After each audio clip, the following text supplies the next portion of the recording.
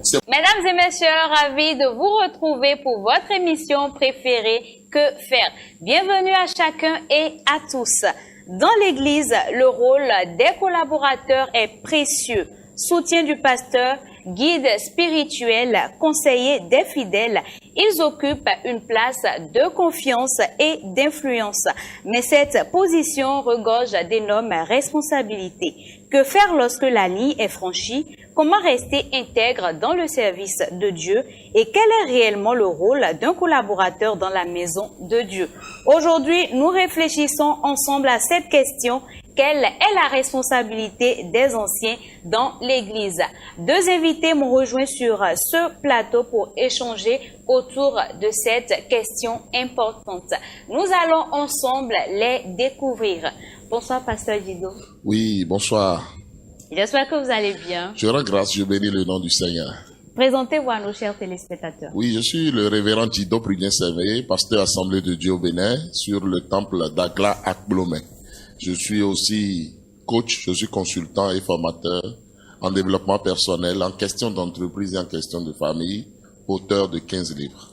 Ravi de vous retrouver à nouveau. Bonsoir, Pasteur Gonzalez. Bonsoir. J'espère que vous allez bien. Ça va très bien. Présentez-vous à nos chers téléspectateurs. Ici, c'est le pasteur Gonzalez Tovillon et de la mission évangélique de la dispensation, deuxième pasteur assistant sur la paroisse de Cotonou.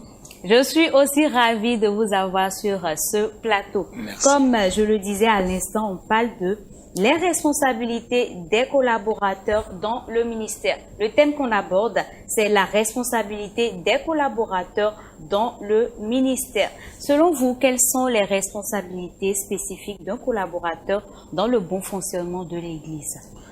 Un collaborateur dans le bon fonctionnement d'une église incarne plusieurs responsabilités, que ce soit sur le plan spirituel, organisationnel, relationnel et sur le plan matériel aussi. D'accord. Pasteur Dido, je vous retourne aussi la question. Quels sont les rôles spécifiques d'un collaborateur dans le bon fonctionnement de l'Église? Lorsqu'on parle de collaborateur, il faut d'abord commencer par situer quel type de collaborateur parlons-nous. Parce que sur certaines églises, il y a non seulement le pasteur titulaire, mais plusieurs pasteurs assistants qui sont les premiers collaborateurs. Et au-delà maintenant de ces pasteurs assistants, il y a maintenant les diacres qui sont là aussi pour les seconder, pour travailler avec eux. Et dans d'autres églises, ces diacres-là sont même appelés des anciens. Donc, lorsque nous parlons des pasteurs assistants, ce sont ceux-là qui remplacent valablement le pasteur titulaire, selon la part de responsabilité que ce pasteur titulaire-là leur octroie.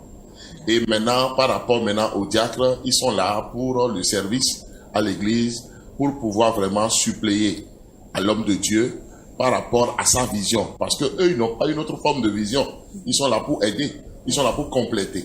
Donc, c'est très important de le savoir. Quels sont les rôles? Bon, on a parlé des rôles.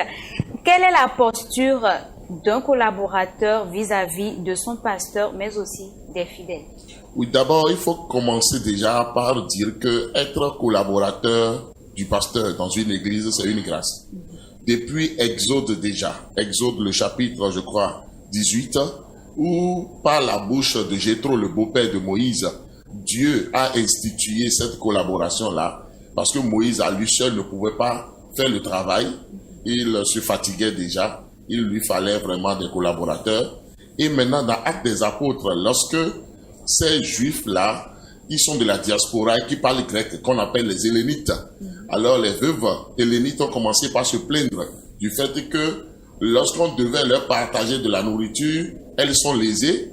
Les apôtres ont convoqué une grande rencontre et ont demandé que 7 anciens soient dégagés, donc des diacres, pour pouvoir les aider à l'œuvre. Donc, nous voyons déjà que c'est biblique d'être des collaborateurs. Et c'est une grâce divine. Alors que Dieu fait à des gens d'être choisis selon le témoignage chrétien qu'ils ont. Parce que selon les conditions déjà, ce n'est pas des gens qui sont nouvellement nés de nouveau. C'est des gens qui ont déjà fait un temps dans la foi, qui ont prouvé leur maturité, qui ont de l'expérience dans les choses de Dieu, qu'on désigne pour être les collaborateurs du serviteur de Dieu. Et ce sont des gens qui sont là pour servir le Seigneur. D'accord. Pasteur Gonzalez, vous avez quelque chose à y ajouter? Oui, si j'ai quelque chose à ajouter, c'est à compléter le livre d'Exode, chapitre 17, qui nous parle de Aaron et de Hur, qui étaient là pour pouvoir assister Moïse quand les bras de Moïse étaient faibles. Donc, un collaborateur est là pour pouvoir aider le visionnaire à accomplir sa vision, à le soutenir, à l'assister fidèlement. D'accord. En quoi la fidélité, la discrétion et la maturité sont-elles essentielles dans ce rôle? Dans ce rôle, la maturité est vraiment très importante et la confidentialité, puisque le collaborateur a une connaissance de beaucoup de choses. Et si par manque de maturité, il fait sortir ces choses dont il a connaissance, cela peut créer beaucoup d'ennuis dans l'Église. Donc cela nécessite vraiment une grande maturité en tant qu'un collaborateur et la confidentialité pour garder les secrets de l'Église. Même après le service, parce que parfois on donne un nombre de temps aux collaborateurs, tu fais peut-être 5 ans, 10 ans, tu passes de ce niveau à un autre niveau. Et même après ça, est-ce que la discrétion, la fidélité, la maturité a toujours de l'importance? Ça a toujours de l'importance. Ça a toujours de l'importance. Même si tu quittes ce poste de collaborateur et que tu accèdes à un autre poste, tu dois toujours garder la confidentialité et puis la maturité. D'accord. Pasteur Dido, en quoi la discrétion, la fidélité, la maturité sont-elles importantes dans le rôle de collaborateur? Comme j'aime le dire, l'Église, c'est un hôpital. Et nous savons qu'à l'hôpital, il y a le secret professionnel qui est lié à la fonction de médecin. De la même manière aussi, à l'Église, il y a des secrets professionnels. Non seulement le pasteur alors a devoir de réserve par rapport à tout ce qu'on vient lui confier, parce que ce sont des choses très sensibles, et aussi ces collaborateurs qui constituent alors avec lui le comité de l'Église ont aussi un devoir de réserve pour ne pas dire de n'importe quoi, pour ne pas mettre la vie alors du peuple de Dieu en péril. Donc c'est très important d'être mature, d'avoir de la discrétion, d'avoir de la confidentialité. C'est une condition sine qua non pour être vraiment un bon collaborateur, pour que l'œuvre de Dieu puisse continuer par avancer. Sinon, ça va poser des problèmes. Lorsque nous revenons à notre Seigneur Jésus-Christ, par moment, il se retirait avec ses disciples et il leur disait des choses qu'il ne disait pas à toute la foule. Ça veut dire qu'il voulait d'eux une certaine confidentialité. Donc c'est très important de pouvoir le faire. C'est une lourde responsabilité. C'est très important. Où placer les limites relationnelles entre un collaborateur et les fidèles, surtout du sexe opposé? Ah, là, c'est vraiment une très bonne question. Parce que ce soit le leader lui-même, le pasteur, l'homme de Dieu, que ce soit ses collaborateurs, nous devons toujours faire très très attention par rapport au sexe opposé. Parce que lorsqu'on parle de sexe opposé, surtout au sein de l'Église, si nous ne savons pas alors faire les choses, que ce soit par l'attitude, par le comportement, par la parole, par des distractions déplacées, alors des gens vont commencer déjà par voir que nous touchons à l'éthique chrétienne. On n'est pas peut-être allé jusqu'au péché, mais déjà l'éthique peut poser problème. Donc, que ce soit les collaborateurs du serviteur de Dieu, que ce soit le serviteur de Dieu lui-même, doit pouvoir mettre une limite, une distance entre lui en tant qu'homme et le sexe opposé, si nous voulons parler des filles, ou bien des femmes, ou bien des veuves de l'Église. Maintenant, si c'est une collaboratrice femme, elle aussi doit faire très attention par rapport aux hommes et aux garçons de l'Église. D'accord, merci beaucoup, pasteur. Pasteur Gonzalez, parlez-nous des limites qu'il doit y avoir entre un collaborateur et les membres de l'Église, surtout quand il s'agit du sexe opposé. Merci beaucoup pour la question. Il doit y avoir des limites. Et en tant que collaborateur, nous devons éviter la familiarité. Quand la familiarité commence par s'imposer, par s'infiltrer, et ça commence par mélanger beaucoup de choses, que ce soit entre le collaborateur et le pasteur, que ce soit entre le collaborateur et puis les membres de l'Église. Donc chacun doit respecter ses limites.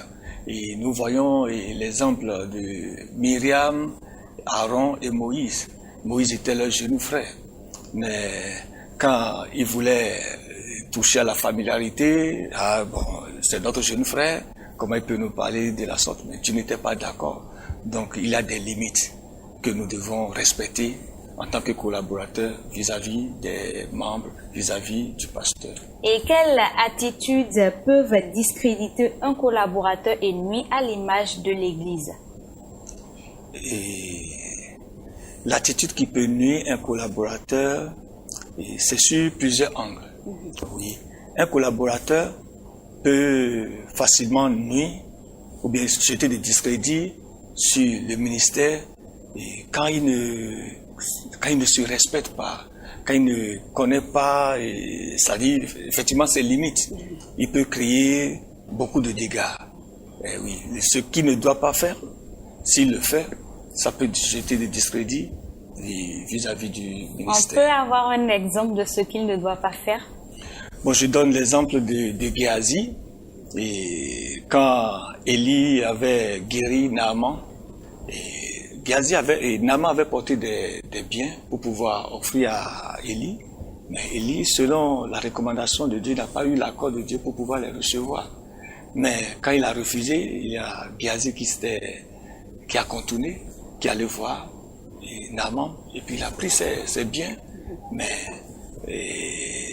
après cela, il a jeté des discrédits sur son ministère, il a foutu son ministère par rapport à sa désobéissance. D'accord. Oui. Merci beaucoup. Pasteur, dites-nous quelles sont les attitudes qui peuvent nuire à l'image de l'Église et surtout aux collaborateurs. L'homme de Dieu a parlé tout à l'heure de la familiarité. Il ne faut pas trop de familiarité, c'est pas une bonne chose. La cupidité aussi, tel qu'il vient de le dire, par rapport au prophète Élisée et son serviteur Géasi. C'est très important de ne pas être cupide, de ne pas être quelqu'un qui aime le mensonge, qui est dans l'hypocrisie. Le collaborateur doit être vrai, parce que c'est un enfant de Dieu d'abord, avant de devenir collaborateur alors du serviteur de Dieu. Il doit traiter durement son corps, parce que les vœux ou bien les souhaits de la chair sont incompatibles avec les souhaits de l'esprit. C'est pourquoi la parole de Dieu a dit, si nous vivons par l'esprit, nous ne commettrons pas alors les œuvres de la chair. Donc c'est très important qu'il soit intime avec Dieu pour que tout ce qui peut être débordement en matière de plaisir charnel ne l'amène pas alors être discrédité et à jeter aussi des discrédits sur le nom du Seigneur et sur le ministère. D'accord. Est-ce que les collaborateurs peuvent devenir une source de chute pour le pasteur? Oui, pourquoi pas. On voit à un moment donné dans certaines églises où il y a des conflits. Et le conflit, alors, vient du fait qu'il y a une malcompréhension entre le serviteur de Dieu et ses collaborateurs. Et ça peut devenir vraiment un problème très grave. Donc, il faut travailler à toujours avoir cette cohésion, cette paix et à œuvrer pour la cause du Seigneur. C'est très important. D'accord. Pasteur, dites-nous, est-ce que les collaborateurs peuvent devenir une source de chute pour le pasteur dans l'Église? Oui. Un collaborateur peut devenir une source de chute pour un pasteur dans l'Église. Comment on peut prévenir cela? Pour prévenir cela, il suffit que le collaborateur respecte les règles du jeu et qu'il soit attentif et respecte ce que son supérieur hiérarchique lui inflige comme règle.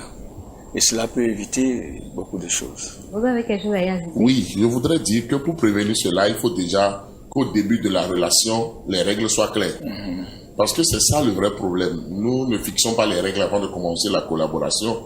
Et avec le temps maintenant, chacun ne connaît pas son cahier de charge, ne connaît pas ses limites.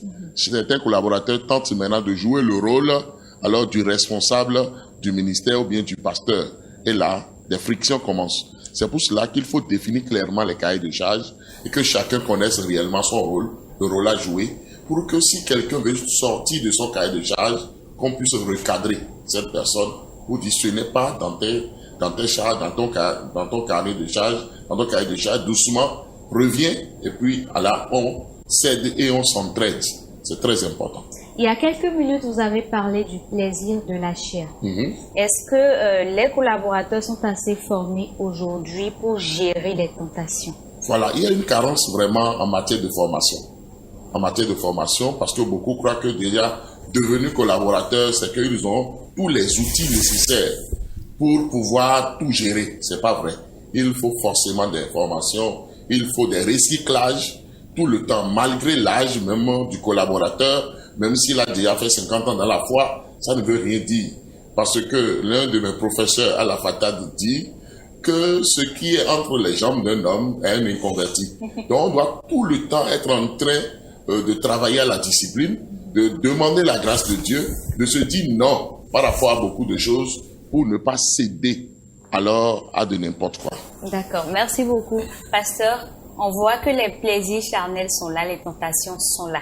Comment les collaborateurs, trouvez-vous déjà que les collaborateurs sont assez formés aujourd'hui pour lutter contre ça?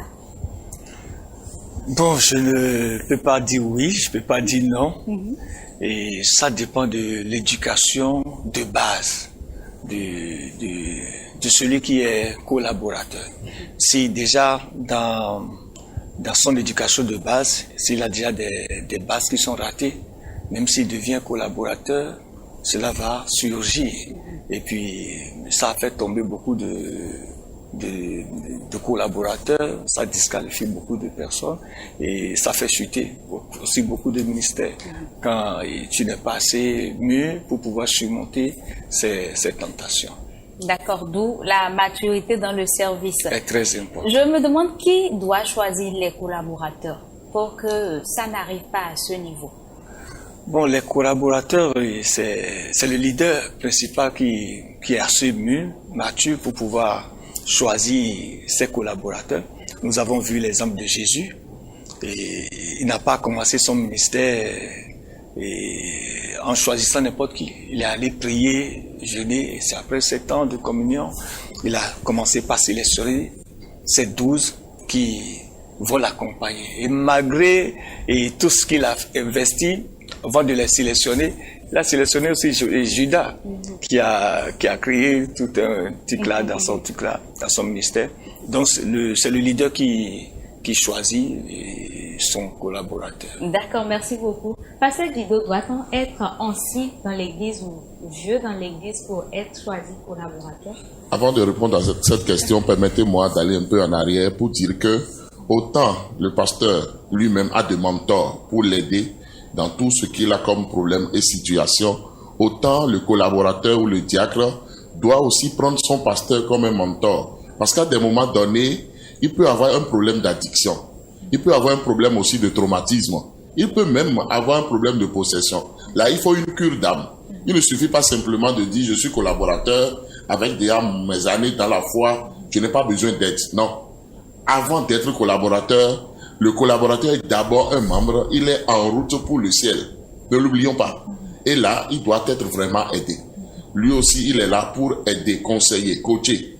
Par moment, le serviteur de Dieu, mais cette relation-là doit être vice-versa. Maintenant, par rapport au choix des collaborateurs, nous, dans notre système, c'est le serviteur de Dieu, après avoir prié et observé autour de lui, alors qui désigne, mais chez nous, c'est une élection. Donc, le peuple l'aide à choisir ses collaborateurs. Parce que si ce peuple-là n'accepte pas ceux-là qu'on leur donne comme diacre, c'est qu'il y aura une friction.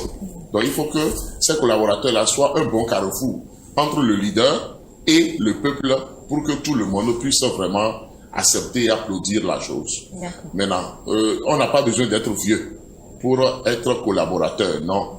Parce que, tel que j'aime le dire maintenant, de plus en plus, les cheveux blancs ne sont pas signe de sagesse, forcément. On peut avoir des cheveux blancs, être sage, mais aujourd'hui, il y a de très jeunes mariés qui sont très intelligents, qui sont posés. Dieu les a capacités pour vraiment traiter des sujets difficiles, que ce soit dans les relations humaines, que ce soit sur le plan spirituel et beaucoup de choses. C'est le Saint-Esprit qui capacite, ce n'est pas le nombre d'années qu'on a sur la tête des humains qui fait de quelqu'un un collaborateur plus sage qu'un autre. Donc c'est très important de le savoir. Quelle est la part de responsabilité du mentor d'un collaborateur quand ce collaborateur-là tombe ou prend une mauvaise décision? Le mentor, déjà dans le cahier de charge, doit pouvoir spécifier que lorsque un collaborateur commet une erreur, alors ce collaborateur-là sera blâmé, sera discipliné, sera même, si possible, excommunié. Il faut que ça soit clair à tous les niveaux. Donc, le mentor a une très grande responsabilité de ne jamais couvrir les fautes alors de son collaborateur. C'est pour cela qu'il ne faut jamais qu'il y ait de compromission entre le collaborateur et le mentor. Parce que s'il y a des compromissions, au nom de cette compromission-là, on commence par couvrir les fautes. On commence par dire non, je sais que ça ne va pas, mais je ne peux pas parler maintenant parce que si je parle maintenant, lui-même peut-être il aura des dossiers, des choses à dire contre moi. Ça ne doit jamais être le cas. On doit pouvoir garder vraiment de bonnes relations, surtout spirituelles, des relations chrétiennes à la gloire de Dieu. Et en ce moment-là, le mentor sera libre d'agir au moment opportun. Lorsque le collaborateur aurait commis un impair, alors il doit pouvoir répondre de ses forfaits. Il n'y a donc pas de négociation. Oui, déjà qu'on a commencé déjà un travail à faire. Donc on a commencé déjà à faire un travail depuis que ce collaborateur est devenu collaborateur.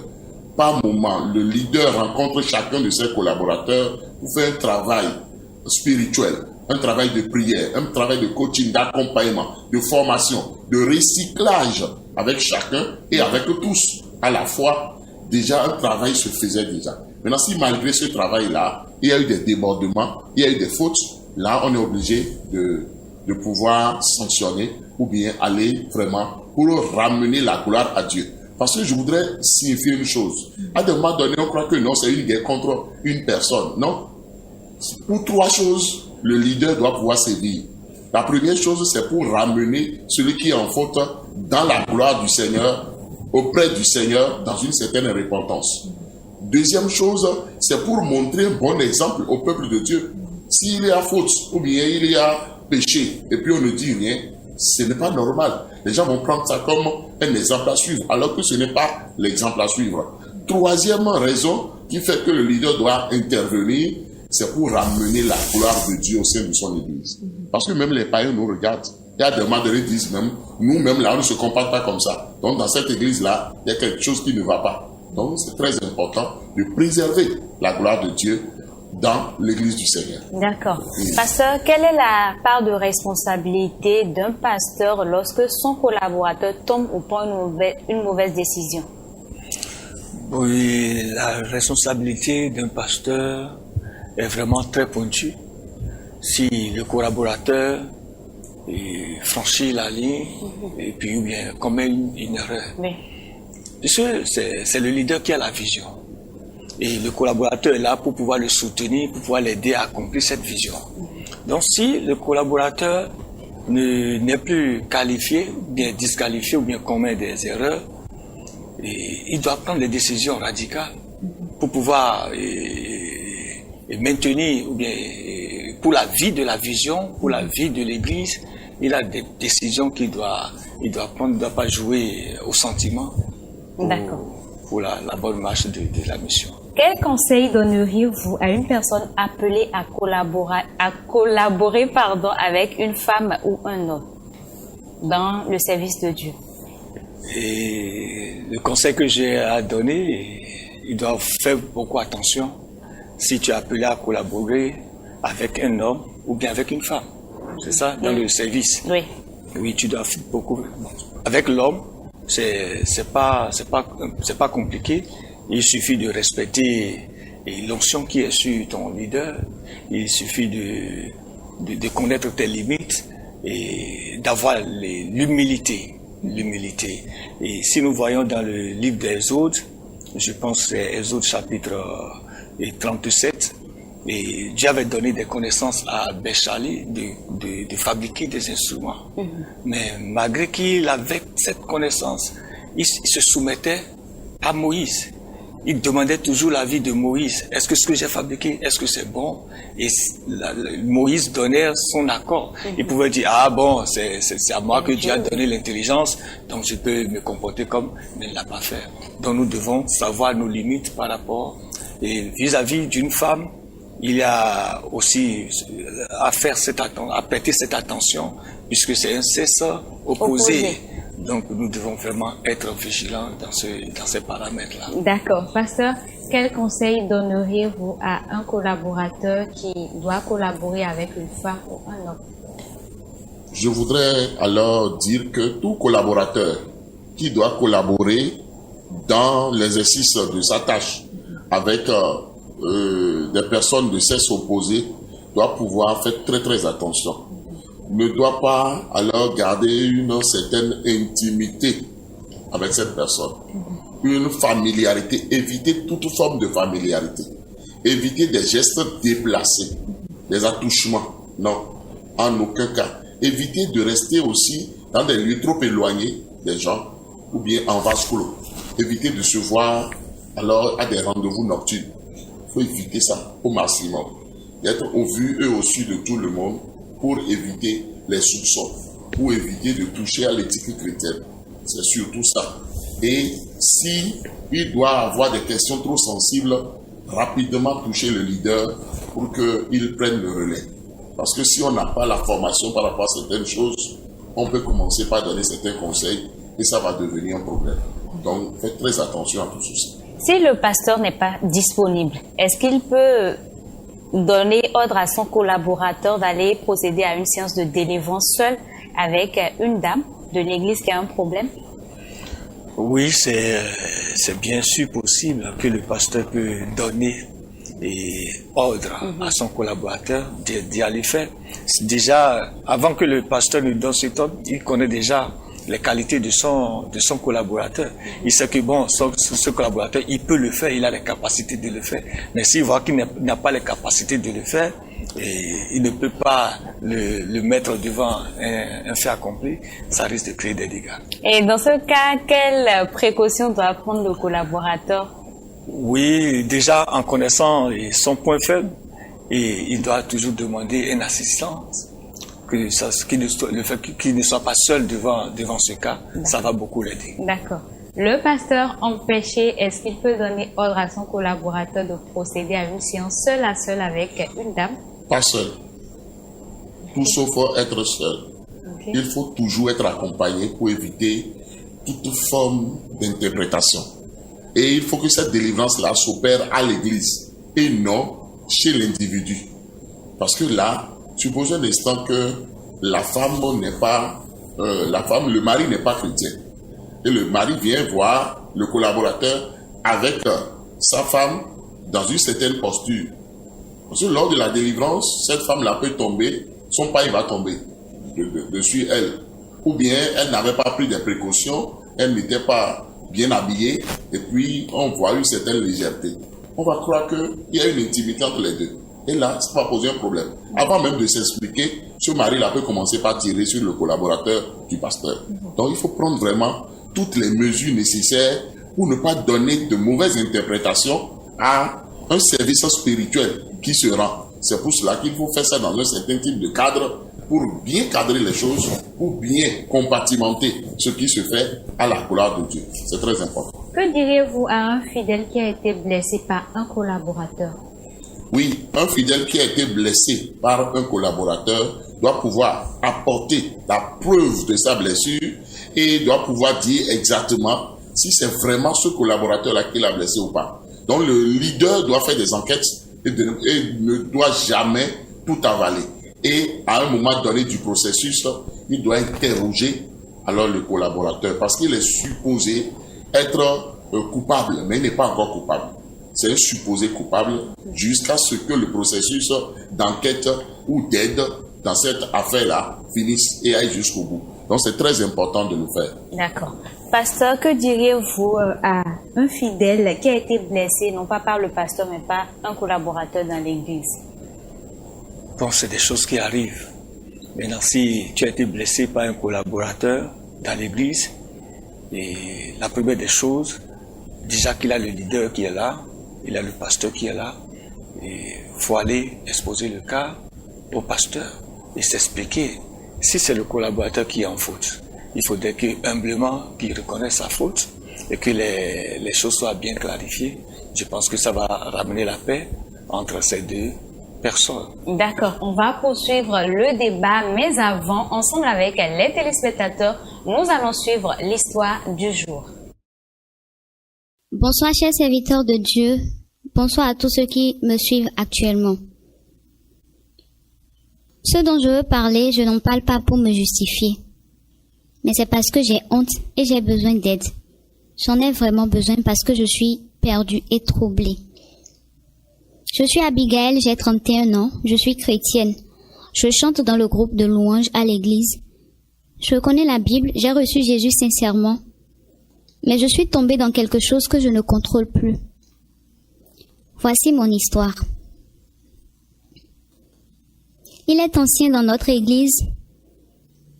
Il fait partie des membres d'un département de l'église dont je préfère taire le nom. C'est une personne assez influente. Il est marié, il est respecté, père de 3 enfants, modèle de plusieurs dans l'église. Il m'a beaucoup aidé spirituellement au début. Il me conseillait, il priait pour moi. C'est un homme sage, posé, qui me parlait comme un père, jusqu'au jour où ses messages ont changé de ton. Il a commencé à m'envoyer des messages tard dans la nuit, à me dire que j'étais une source de paix pour lui, un réconfort que même sa femme ne lui apportait plus. J'étais flattée. J'ai cru qu'il avait juste besoin d'écoute. Et un jour, il m'a dit que ce lien entre nous est divin, que c'était rare et que Dieu ne se trompe jamais. La suite, je n'arrive même pas à le dire tellement j'ai honte. J'ai cédé 1 fois, puis 2. Aujourd'hui, cela fait 8 mois que je vis une relation cachée avec lui. À l'église, on se salue normalement, mais parfois il prêche et moi je m'effondre en moi-même. Comment un homme peut-il parler aussi fort et tomber aussi bas? Mais surtout, pourquoi je reste?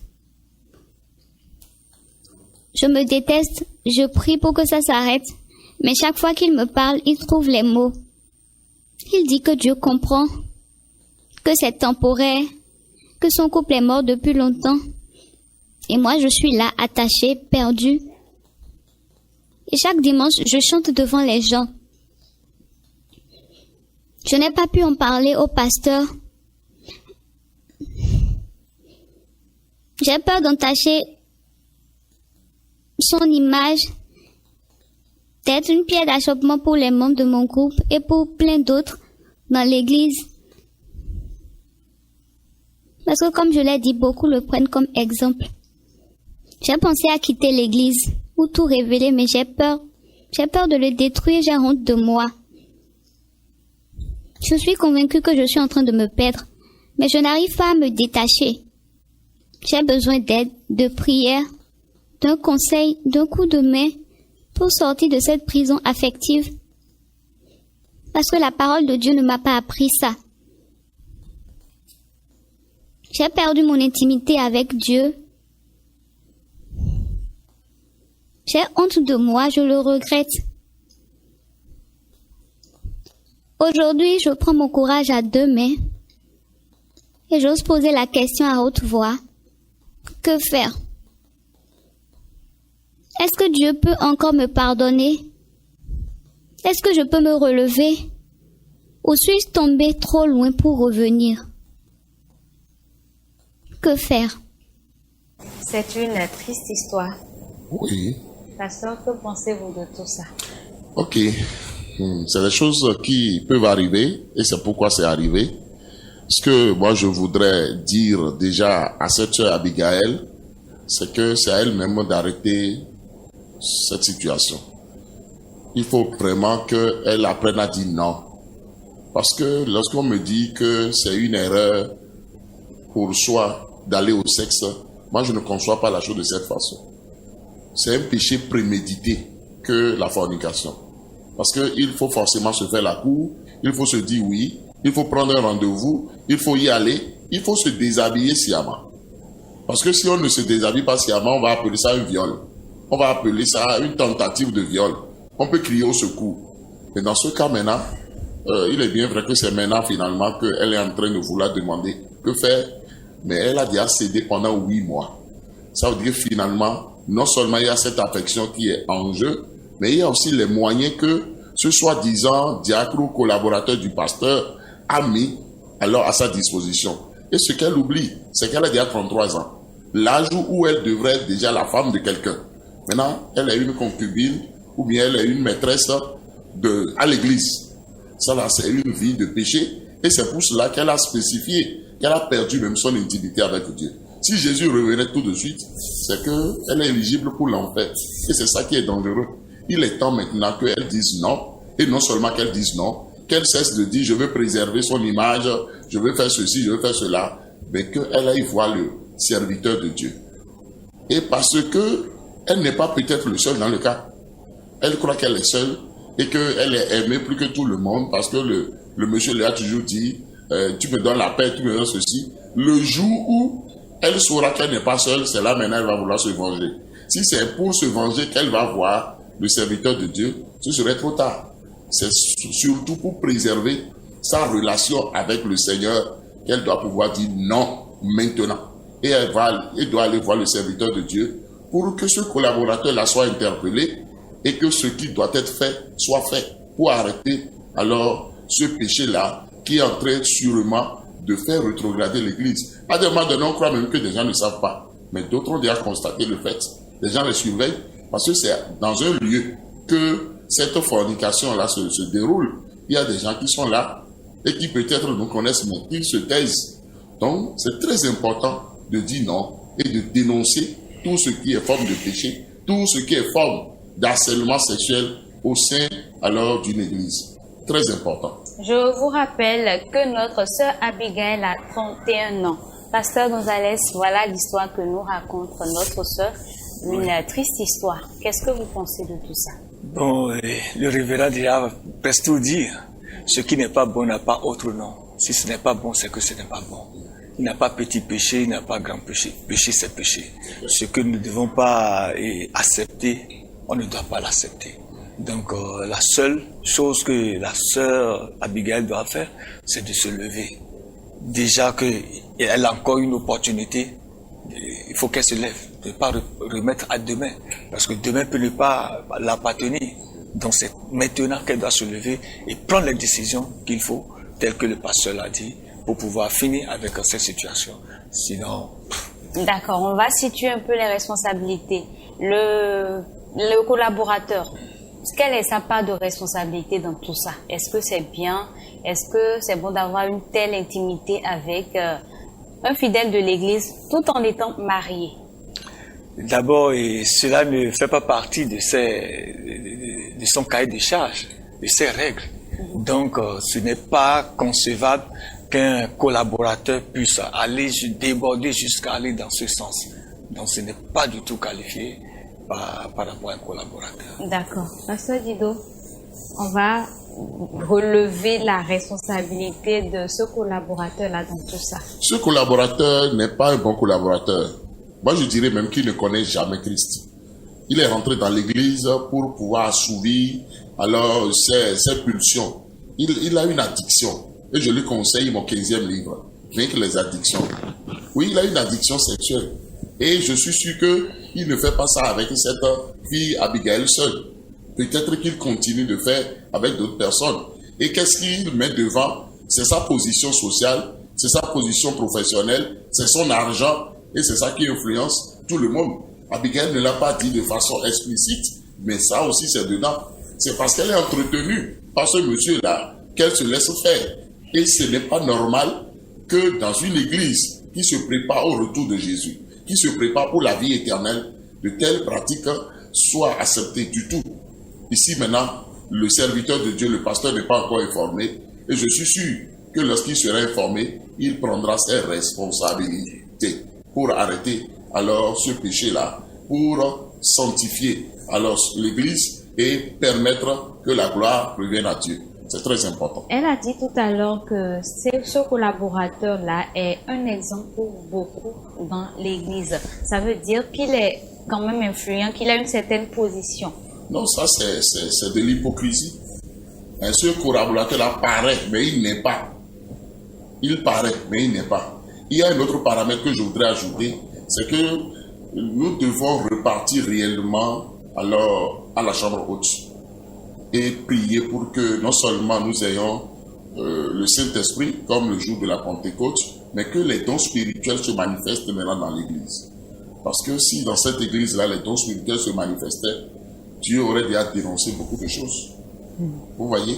Donc faisons très attention de ne pas être seulement superficiel, de ne pas seulement accorder trop de crédit à des gens parce qu'ils sont positionnés, ils sont peut-être dans la politique, ils sont des cadres, ils ont beaucoup d'argent, ils donnent plus de dîmes, ou bien ils ont été celui-là qui a acheté même le terrain, on fait même le bâtiment de l'église. Non, c'est des choses qu'ils peuvent vous faire, mais lorsqu'ils débordent, lorsqu'ils ne se préparent pas pour le ciel, on doit pouvoir dire non. Parce que la parole de Dieu dit que sert-il à un homme de gagner toute la terre s'il fait son âme? Donc attention. On suppose que c'est lui qui a pris la parcelle de l'église et qu'il dit non. Et qu'on lui dit non, et qu'il dise qu'il veut reprendre. Il ne peut pas reprendre parce que le jour où il a donné la parcelle, c'est ce que je voudrais vous dire ici. Les serviteurs de Dieu m'écoutent en ce moment. Lorsque quelqu'un donne quelque chose, le jour où il a donné la chose, faites le papier de donation en même temps. On ne peut pas dire d'accord, non, on le connaît, on a confiance en lui, non, il n'y a pas de problème. Non, non, non, il peut y avoir problème un jour. Moi-même, j'ai eu ce cas-là où je disais, j'ai le papier. On dit non, parce qu'on croyait que moi, je suis un partisan de l'assise. Mais finalement, j'ai sorti les papiers parce que le jour même où alors je suis arrivé, j'ai régularisé tout ce qui n'allait pas. Et c'est ce qu'on doit faire. Parce que si un jour, il est dénoncé, et puis il voit que maintenant, on lui fait honte, parce qu'il doit être discipliné, forcément. Et si c'est trop, même, il doit être même excommunié de l'église. Il peut commencer par réclamer des choses. Là, on lui dit que aucun test ne l'autorise à prendre quoi que ce soit. Et voici le papier que lui-même il avait fait. En son temps, on appelle ça une donation. Et lorsqu'on va déposer ça, alors à la justice, il n'aura pas raison. D'accord, d'accord. Oui. La sœur Abigail a dit que ce collaborateur-là est influent, il est un modèle quand même pour beaucoup dans l'église. Et elle ne voudrait pas entacher sa réputation. Qu'est-ce que vous avez à dire par rapport à ça? Parce que là, on constate que cette personne-là est quand même influente, qu'il fait beaucoup de choses dans l'église. Est-ce qu'il ne faut pas considérer un peu les choses?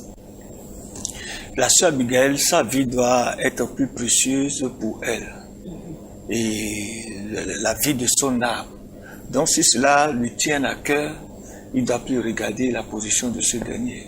Et le pasteur? Bon, le pasteur, ou bien le collaborateur en question, ce qui est sûr, le pasteur, le leader, saura comment le prendre et comment le réprimander. Parce que dans l'église, il y a la manière dont on peut réprimander un simple fidèle. Ce n'est pas de cette manière on peut réprimander un collaborateur ou bien un pasteur assistant. Donc, ils doivent avoir les règles pour pouvoir réprimander chaque catégorie de personnes. Donc, c'est au pasteur de décider de comment faire pour pouvoir le discipliner afin qu'il ne puisse plus recommencer ou bien continuer dans cette sale besogne. D'accord. Et si la fille décidait de quitter l'église, est-ce que c'est une bonne idée, sans rien dire? Ce n'est pas une bonne idée si elle décide de quitter l'église. Si elle quitte l'église, la relation va toujours continuer. Le péché va toujours continuer. Il ne s'est pas fait du bien, il n'a pas aussi fait du bien à ce dernier. D'accord. La fille devait-elle quitter l'église? Elle ne doit jamais quitter l'église parce que ce n'est pas le leader qui a mal géré le dossier. Il faut que le leader, le pasteur, soit informé du dossier et qu'après le processus, alors pour régler le dossier, cette fille-là retrouve vraiment l'accompagnement qu'il faut. Parce qu'au-delà du péché que nous sommes en train de voir, il faut aussi un accompagnement psychologique et spirituel dans cette affaire. Parce que ce soit la fille, que ce soit alors ce collaborateur-là, ils ont besoin vraiment qu'on les aide. Qu'on les aide dans la prière, qu'on les aide à comprendre beaucoup de choses. Parce qu'il y a des madres, il y a des gens qui sont à l'église et on croit qu'ils comprennent déjà les choses. Mais ce n'est pas évident. Donc, le leader a besoin d'être informé et a besoin de faire tout un travail pour pouvoir aider alors ces deux-là et sauver l'âme alors de ces deux. Est-ce qu'il n'y a pas possibilité que ce soit le diable qui soit à la base de cet échec-là du côté du collaborateur? Oui, nous sommes dans une œuvre spirituelle et nous n'allons pas désengager le diable par rapport à tout ce qui arrive. Maintenant, même si le diable pousse à faire quelque chose, nous devons apprendre aussi à dire non.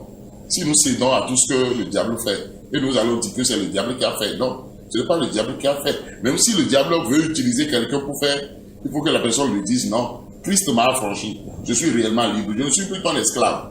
Je refuse d'être dans de telles addictions, je refuse de pratiquer ce péché, je refuse d'être alors ton instrument alors dans le peuple du Seigneur pour détruire, pour rétrograder. Parce qu'il y a des choses qui ne sont pas acceptées dans le monde et ce n'est pas à l'Église qu'on doit accepter ces choses. Qu'est-ce qu'on peut dire à un collaborateur qui se laisse aller au plaisir de la chair? Un collaborateur qui se laisse aller au plaisir de la chair, c'est qu'il n'a pas encore la repentance et il ne sait pas qui il est, effectivement, et l'importance du rôle qu'il joue. Si en tant qu'un collaborateur, tu ne dois pas céder aux œuvres de la chair, tu dois apprendre à surmonter aux œuvres de la chair, pour pouvoir accomplir la tâche qui t'est confiée sans tâche. D'accord. Pasteur Guido, vous avez quelque chose à dire? Oui, ce collaborateur-là, qu'on le veuille ou pas, il perd sa position de collaborateur. Il devient simple membre dans le processus qui va l'amener peut-être un jour encore à remonter à cette position. Si on le garde à cette position, on dit qu'on est en train de l'aider, on ne l'aide pas réellement. Donc on le rétrograde d'abord, il devient simple membre et on règle maintenant le problème et on l'accompagne aussi psychologiquement, on l'accompagne spirituellement, on le forme et on l'aide. C'est très important. Mais si on décide de dire la vérité, est-ce que ça ne va pas gâter la relation avec sa famille? Il est père, il est marié, il a 3 enfants. D'une manière ou d'une autre, tout pasteur et tout leader est formé pour savoir gérer les cas difficiles. Parce que ça, c'est un cas difficile. Il y a des détails qu'il ne faut pas donner à tout le monde, nous le savons. Et il y a aussi la manière, peut-être, d'appeler la femme de ce collaborateur-là, de faire un travail avec cette femme-là pour pouvoir vraiment aider ce couple-là à ne pas se disloquer une fois que alors le processus est lancé pour régler la situation. Donc il n'y a pas moyen de régler ça sans que la femme ne soit au courant? Ça va devenir un problème. Parce que si jamais on règle ça, on croit régler ça en cachant tout le temps encore ce forfait, ça veut dire qu'on ne va pas finir. Le jour où ce pasteur va quitter là, ou bien le jour où ce collaborateur-là va changer de lieu, il va continuer. Parce qu'on a caché le péché. On ne l'a pas réellement aidé. D'accord. Voilà. Est-ce que la femme doit être au courant de ce que son mari fait? Bon, la femme doit être au courant de ce que son mari fait dans le cas où ça dépend de la gravité de la chose. Mais dans le cas d'espèce? Dans le cas d'espèce, là, c'est déjà au vu aux yeux de tout le monde. Donc, si on le cache à sa femme d'un jour à l'autre, et elle sera au courant. Donc, la simple des choses à faire, c'est de le tenir informé pour qu'elle ne soit pas surprise après.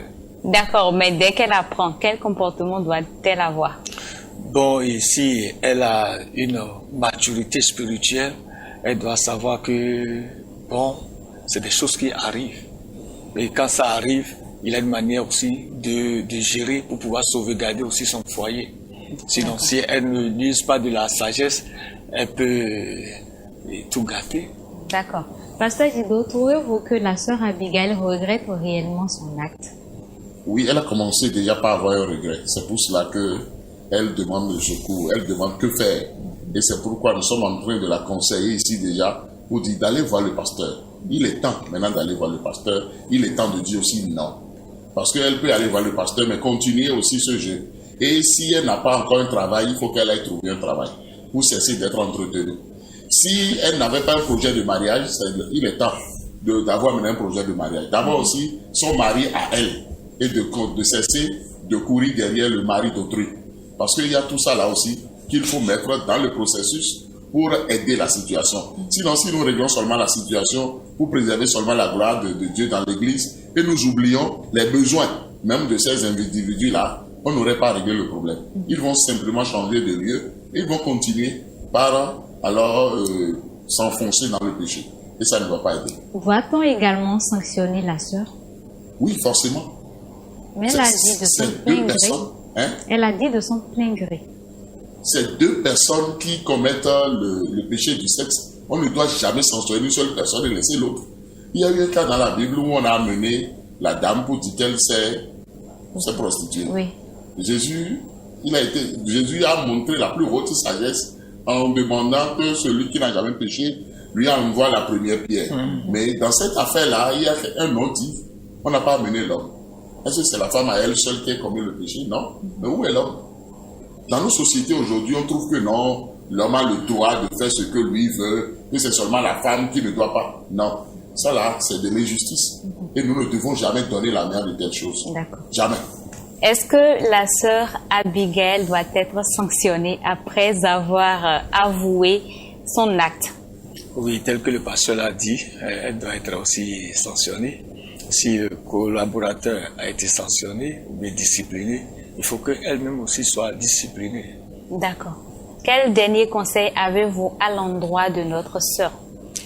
Le conseil que j'ai à l'endroit de la sœur Abigail, c'est ça que nous venons de dire. En un mot, il faut qu'elle sorte de cette situation. Il faut qu'elle aille vers le leader et puis qu'elle confesse. Donc la Bible dit que celui qui reconnaît ses fautes, ses erreurs et les confesse sera pardonné. Donc c'est le pas qu'elle doit faire. D'accord. Merci beaucoup, pasteur. Pasteur Guido, avez-vous un dernier conseil? Oui, je voudrais encore une fois remercier d'abord la sœur Abigail qui a déjà commencé par entrer en elle-même. Et ça, c'est déjà un bon pas, mais il faut vraiment qu'elle aille jusqu'au bout en allant voir le leader pour vraiment demander le secours. Parce que Jésus revient à tout moment. Nous sommes déjà dans les derniers temps. Et il faut vraiment qu'elle soit prête parce que même après la mort, c'est grave. À tout moment, elle peut mourir aussi. Et la Bible a dit, il est donné aux hommes de mourir une seule fois, après quoi vient le jugement. Donc, elle doit être prête à tout moment pour la vie éternelle. À moins qu'elle s'est faite chrétienne, mais elle n'était pas réellement chrétienne. Et là, c'est dangereux. Donc, c'est maintenant, ce n'est pas après qu'il faut le faire. Il ne faut plus continuer, pas compter le nombre de mois. Elle a déjà hésité pendant 8 mois. Maintenant, là, il faut que ça s'arrête. D'accord. C'est un plaisir d'avoir partagé ce moment avec vous, Pasteur Gonzalez. C'est également un plaisir. J'ajouterai à tout ceci la prière. Demeurons toujours dans la prière afin de ne pas tomber dans la tentation. Mesdames et messieurs, vous nous avez suivis. Merci à vous d'avoir été avec nous tous. Pendant tout ce moment, on vous donne rendez-vous très prochainement pour un nouveau numéro de votre émission Que faire? À bientôt. Faire à bientôt. Faire à bientôt. Faire à bientôt. Faire à bientôt. Faire à bientôt.